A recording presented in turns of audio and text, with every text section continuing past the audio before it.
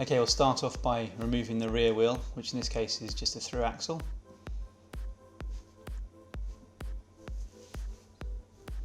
And then we need to remove the bolt from the rear shock at the back, which just undoes and then pulls out. I'll just tuck it out of the way, and then I can remove the caps for the bearings. So there's just the one pair of bearings on the Orange 5. This is a 2015 model. Earlier models had little pinch bolts, but these bearings are press fitted in. So remove the bolt and take off the cap just on one side. I've done it on the drive side here. Then we can insert the bolt a little way in. Make sure it's about halfway in so you're not going to damage the threads.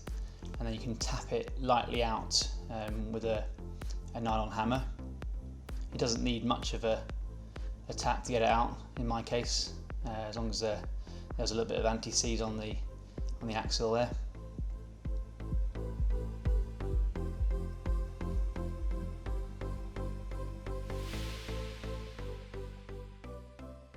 Get it as far as you can and then unscrew the bolt, and then you should just be able to pull it out from the other side, or you may need to tap it a little bit further with an Allen key pushed in as a sort of drift.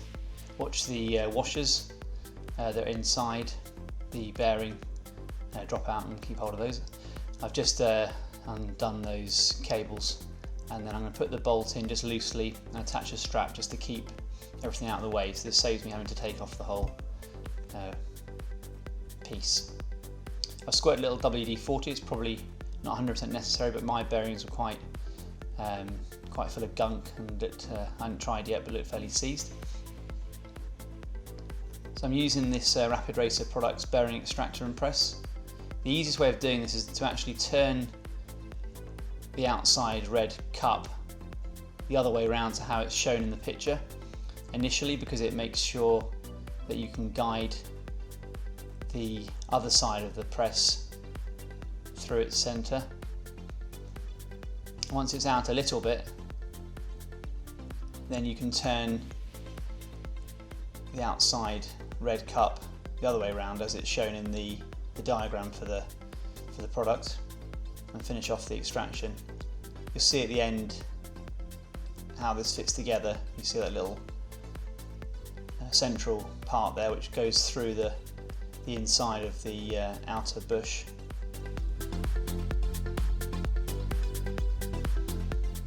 I've used a little bit of vinyl tape just to protect the paintwork, but I did get a little bit of chipping on my bike when I did this, when I started doing it without the tape actually.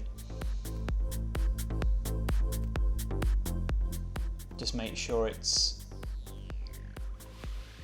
all aligned properly before you put any pressure on. You can see the bearings coming out now. I can remove the tape and finish it off. So you've got 16902 bearing on either side, and the kit you need with the Rapid Racer products is the kit 11 for these size bearings.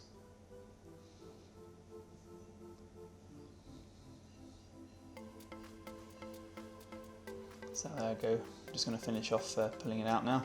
Now I've got all the tape out of the way, and then it's out. So it shouldn't require a huge amount of pressure, and these were pretty well seized in there. On the other side it was actually a little bit harder to get it out on the drive side.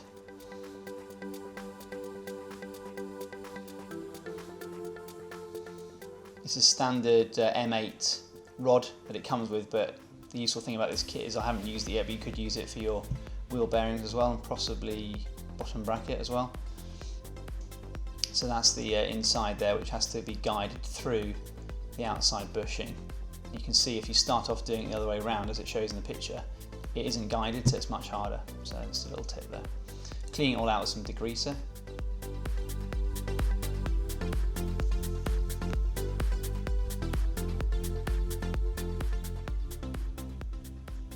These are completely seized, as you can see. You couldn't even turn that bearing anymore.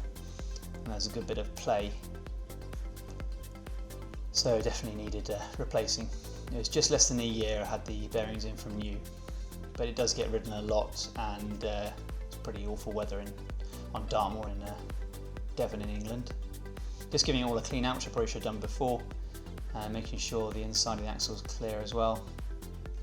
You can see there that I'm using a bearing lock 641, which is what Orange recommend.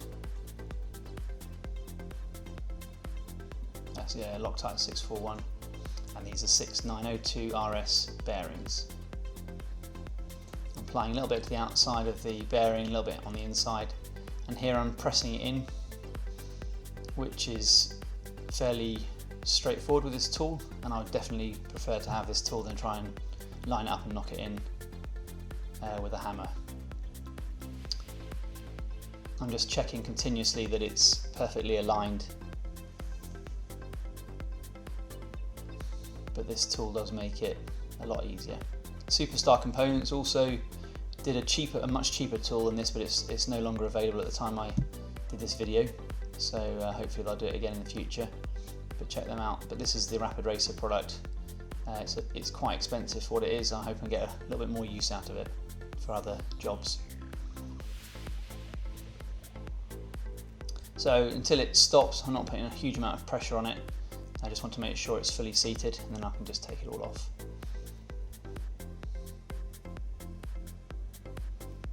Again, same on both sides.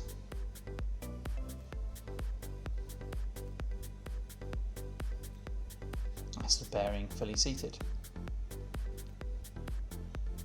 I'm giving everything a clean before I put it back together again with some degreaser.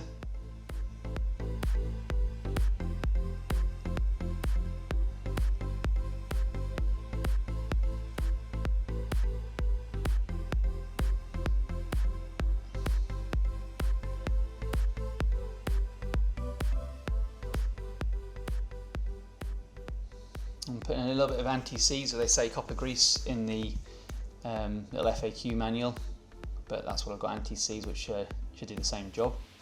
I think this is quite important because you wouldn't want this rod to seize up. It'd be quite hard to get out, I imagine.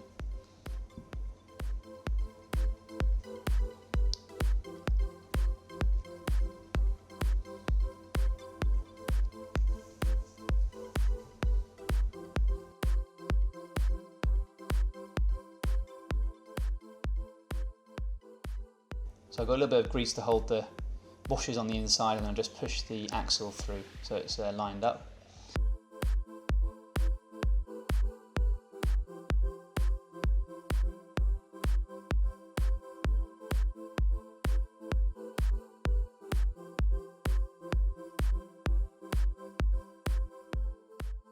A little bit of Loctite 243 on the bolts to hold them in place, and then Orange site says these should be tightened up to 14 Newton meters, but I've gone to 13 here.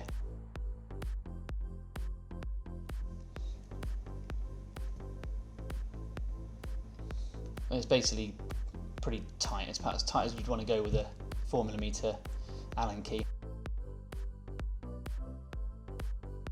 I'm just giving it all a clean out before I apply the bolt back in the rear shock.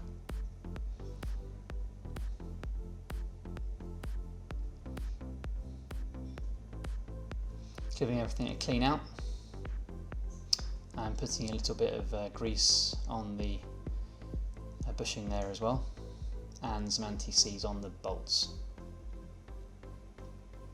So you should be able to just push this in and then attach the other side, and I'm tightening both these again to 13 Newton meters, which again is this is actually a 5mm I think Allen key, so it can take a little bit more torque.